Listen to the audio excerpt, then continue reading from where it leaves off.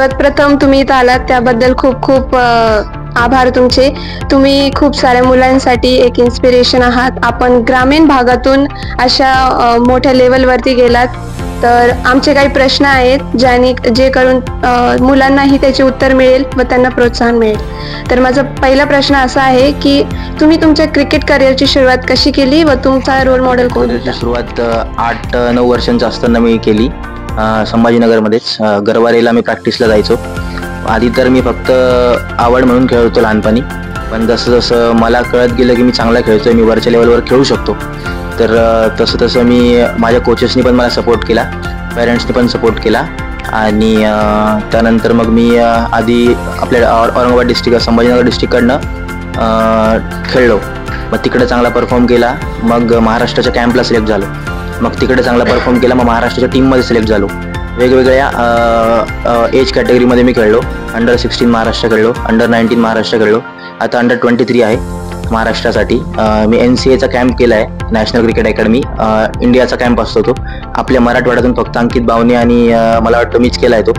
फक्त मी जास्त करून पुण्याला असल्यामुळे मी तिकडेच प्रॅक्टिस वगैरेसाठी राहिलो. आपल्या इकडे जास्त फॅसिलिटीज वगैरे नव्हत्या. एकदा मी सिलेक्ट झालो म्हणून मग तिकडेच खेळायला लागलो. आणि राहिला विषय रोल मॉडेलचा, तर क्रिकेटमध्ये नाही, पण मला पर्सनल लाईफमध्येच माझे वडिलांकडेच बघून मी म्हणजे कॉन्फिडंट होतो दरवेळेस. आणि आता सध्या जर सांगायचं झालं तर आता 31 तारखेला इंडिया आणि इंग्लंडची जी टेस्ट मॅच झाली पुण्याला, त्यासाठी पण मी इंडियन टीमला नेट बॉलिंगसाठी होतो. अभिषेक शर्मा, म्हणजे जे इंटरनॅशनल प्लेयर्स आहेत सगळे, शिवम दुबे झाले, अजून हार्दिक झाला, सगळे त्यांनाही मी बॉलिंग टाकली. आणि खूप काही शिकायला भेटलं त्यांच्याकडनं. आणि आता 2023च्या IPLच्या ऑप्शनलाही माझं नाव होतं, बट कॉम्पिटिशन खूप असल्यामुळे आणि मेहनत असल्यामुळे चालू आहे हळूहळू. आता होईल सगळं. भारतातल्या प्रत्येक मुलाचं पहिलं प्रेम म्हणजे क्रिकेटच असतं.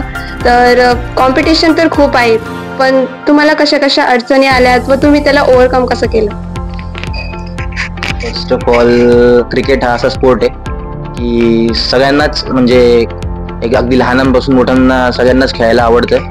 आणि क्रिकेटच हा पूर्ण जगात असा स्पोर्ट आहे की तिकडे खूप कॉम्पिटिशन आहे. बाकी जर मी कम्पेअर म्हणजे नाही करत आहे, म्हणजे असं मी कोणत्या स्पोर्टला असं कमी नाही म्हणत आहे, पण क्रिकेट जर तुम्ही बघायला गेलं तर सगळ्यात जास्त क्रेज त्याची आहे. आणि प्रोफेशनली जर खेळायचं म्हटलं तर अडचणी अशा, जर तुमच्यात टॅलेंट असलं तर मला नाही वाटत तुम्हाला काही अडचणी वगैरे यायला पाहिजे. फक्त जे मुलं ग्रामीण भागातून येतात त्यांच्यासाठी प्लॅटफॉर्म भेटायला थोडंसं अवघड आहे, कारण की मुंबई पुण्यासारख्या ठिकाणी प्रॅक्टिस परत फॅसिलिटीज वगैरे चांगल्या आहे. पण जे इकडनं, आता मी लहानपणीपासून इकडनंच खेळत खेळत माझ्यात नॅचरल टॅलेंट होतं. मी फास्ट बॉलर आहे, तर मी माझं नॅचरल टॅलेंट दाखवूनच महाराष्ट्र रिप्रेझेंट केलं.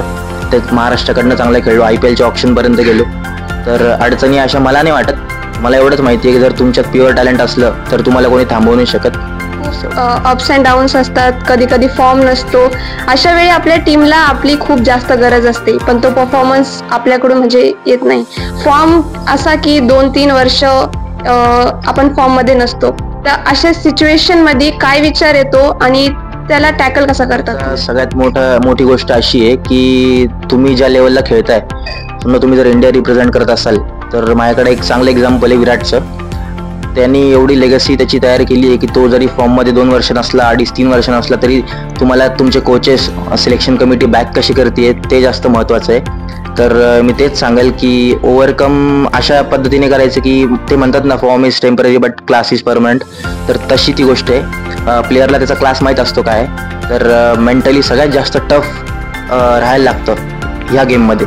जरी आज तुमची रन्स झाले, आज तुम्हाला विकेट्स भेटल्या, तर उद्या तुम्हाला भेटणार नाही. त्यासाठी पण तुम्हाला रेडी राहायला लागतं. आणि जर तुमच्या टीममध्ये पूर्ण कोचिंग स्टाफ वगैरे, तुमची सगळी कमिटी, सगळे जर तुमचे सपोर्टिव्ह असेल, तुम्हाला सपोर्ट करत असेल, तर प्लेअरला एवढं टेन्शन नसतं. प्लेअरला माहीत असतं आज ना उद्या आपले रन होणार आहेत. त्यामुळे तो मेंटली जशी जशी लेवल वाढत जाते क्रिकेटची, स्टेटवरनं नॅशनल, रणजी ट्रॉफी, त्या लेवलचा कॉन्फिडन्स प्लेअरला येतो. त्यामुळे मला नाही वाटत की एवढं अवघड जात असेल. आणि वरची लेवल जर तुम्हाला खेळायची आहे, तुम्ही जर वरची लेवल खेळताय, तर तुम्ही मेंटली स्ट्रॉंग पाहिजे. बाकी कोणत्याही गोष्टी चालून जातं. समजा ॲक्टिंग असेल किंवा कोणती गोष्ट असेल, तर त्यात एवढा स्ट्रेस, तुम्ही आउट झाले, तुमचा परफॉर्म चांगला नाही झाला, तर तुम्हाला माहिती आहे तुम्हाला टीमच्या बाहेर काढतील. परत ती जागा तुमची कोणतरी घेईल आणि ती जागा तुम्हाला परत मिळवायला खूप हार्डवर्क आहे. जसं आपण अभ्यासात जसं म्हणजे जेवढं आहे अभ्यास म्हण किंवा दुसरे कोणतीही गोष्ट म्हण, स्पोर्ट्स असं आहे, क्रिकेट असं आहे, त्यात स्ट्रगल खूप आहे, पण जर तुम्ही ते अचीव्ह केलं तर त्यानंतरच्या गोष्टी पण खूप वेगळ्या होतात. And I welcome you all in Sahyadri English School. We are very glad to see you in our school.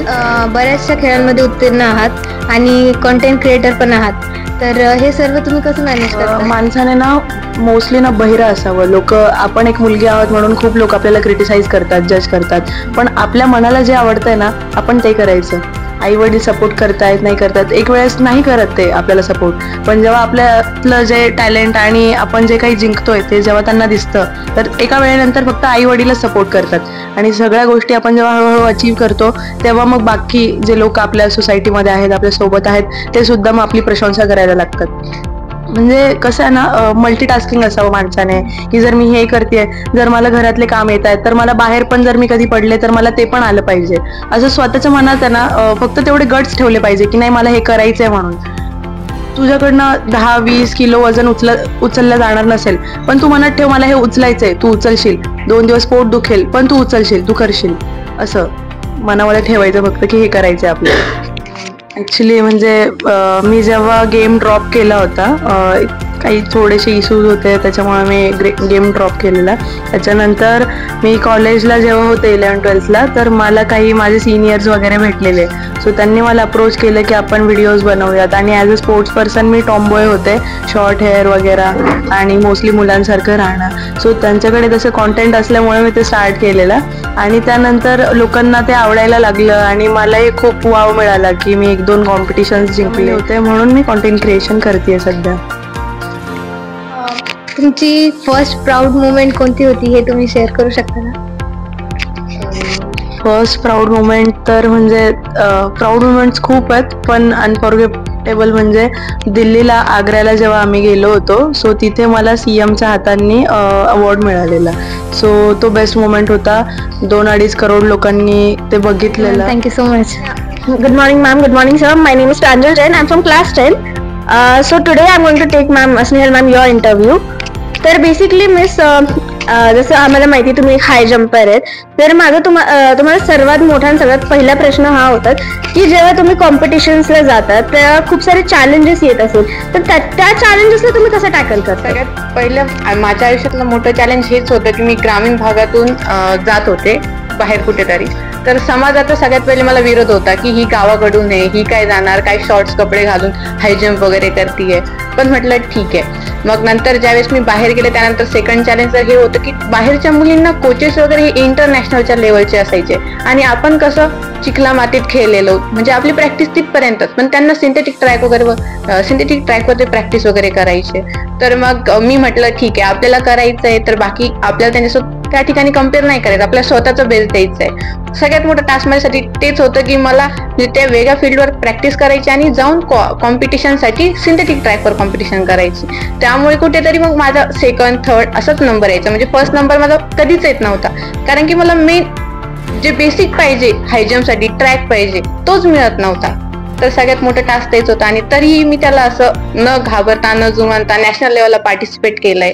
4th 3rd rank घेतलाय. खेलो इंडिया पण मी पार्टिसिपेट केले, जे आसामला झालं होतं 2000. या चॅलेंजेसमुळे खूप प्रेशर पण असतो, एक आपल्या पॅरेंट्सचा प्रेशर, स्वतःचा प्रेशर की मला करून दाखवायचं, स्वतःला प्रूव्ह करायचं, तर या प्रेशरला तुम्ही कसं टॅकल करतात? मुळात पॅरेंट्सचं वगैरे प्रेशर म्हणता येणार नाही, कारण की आत्ताही माझे वडील माझ्यासोबत बसलेले, त्यांनी म्हणजे मला प्रत्येक ठिकाणी सपोर्टच केलाय. लहानपणी जेव्हा मी 9वीलाच बाहेर पडले होते त्यावेळेस पण मला घरच्यांनी असं अडवलं नव्हतं, त्यांचं म्हणणं होतं तुला जे करायचं ते कर, असं काही नाहीये. त्यामुळे प्रेशरचा मुळात असा प्रश्न नव्हता आणि मी पहिल्यापासून कॉन्फिडंट राहायची सवय मला, त्यामुळे कॉम्पिटिशनलाही गेले तर मी मुळात प्रेशर घेतच नव्हते. जसं तुम्ही सांगितलंस की तुमच्यावरती तो प्रेशर इम्पॅक्ट करत नाही, पण म्हणजे कधी कधी असं असतं की अप्स अँड डाऊन्स असतात स्पोर्ट्समध्ये, तुम्ही दरवेळेस तुमचा बेस्ट नाही देऊ शकत, तर जेव्हा तुम्ही डिमोटिवेट होतात त्यावेळी तुम्ही स्वतःला मोटिवेट कसं करतात? डिमोटिवेशन फील व्हायचं तर मी काय करायचे, युट्यूबवर जाऊन व्हिडिओ बघायचे, म्हणजे जे हाय जम्पर प्लेयर्स असतात ना नॅशनल इंटरनॅशनल केले, तर त्यांच्या आयुष्यात कुठेतरी ते बेस्ट नाही देऊ शकत ना, तर मग एखाद्या वेळेस होत असतात. नंतर मग मी स्वतः समजायचे, मी मेडिटेशन वगैरे पण करायचे की नाही आपल्यामध्ये मध्ये आहे, आपण करू शकतो. बाकीचे पण करते, म्हणजे मी अजून हाय जम्पर होते खेड्यामधून पण वरती गेलेले आहे, नागपूरची होती, मग ती पण करू शकते, मग आपण का करू शकत नाही. असं म्हणजे मी स्वतःला बाकीच्यांचं बघून पण मोटिवेट करत नाही, स्वतः पण मेडिटेशन करून स्वतःला इमॅजिन करायची की मी आता नाही पण नेक्स्ट लेवलला मी जर गेले तर मी कसं करतीये, मी कशी इम्प्रुव्हमेंट केली आहे. माझी हाय जम्प मी एक टार्गेट ठेवायची की मला 170 प्लस करायची, तर मग मी ती मेडिटेशन करताना इमॅजिन करायची की मी 170 क्रॉस केलेली आहे. म्हणजे मी फ्युचर बघून मग स्वतःला मोटिवेट करत. इन्स्पिरेशन कोण आहेत ज्याच्याकडून तुम्हाला असं मोटिवेशन भेटतं, म्हणजे तुम्हाला वाटतं की मी यांच्यासारखे पाहिजे. एक प्लेअर असतात ना आपला इन्स्पिरेशनल प्लेअर आयडल, तो शंकर आहे आणि एक सुहाना कुमारी आहे. ते दोघांनी पण नॅशनल लेवलला खूप चांगल्या प्रकारे हाय जम्प करतात ते. तर मला कधी जर वाटलं, म्हणजे मी त्यांच्याशी असं डायरेक्टली कधी संवाद साधू शकले नाही, परंतु मग मी त्यांच्या युट्यूबला इंस्टाग्रामला वगैरे त्यांचे व्हिडिओज वगैरे बघून त्यांना फॉलो करत होते. तुम्हाला आजकालच्या स्टुडंट्सला द्यायचंय की त्यांना त्यांच्या स्पोर्ट्स लाईफमध्ये त्यांना जर त्यांचं करिअर डेव्हलप करायचं स्पोर्ट्स फील्डमध्ये, तर त्यांनी काय करायला पाहिजे? तसं सांगायचं तर सगळ्यात पहिली मोठी स्टेप हीच आहे की तुम्ही एकदा सुरुवात करा. म्हणजे तुम्ही जिथे पण आहात तुमचं बेसिक जे असेल, तुम्हाला ज्यात आवड असेल, तुम्ही रनिंग असेल, आता मी तर स्वतः ऍथलेटिक्स मध्ये त्यामुळे मी त्याच फील्ड सांगणार, रनिंग असेल, हाय जम्प असेल, लॉंग जम्प असेल, काही न जुळत एकदा तुम्ही सुरुवात करा. चांगले तुम्हाला कोचेस भेटत असेल तिथे तुम्ही जाऊन ट्रेनिंग वगैरे करा आणि त्यानंतर मग बाकी होतच असतं.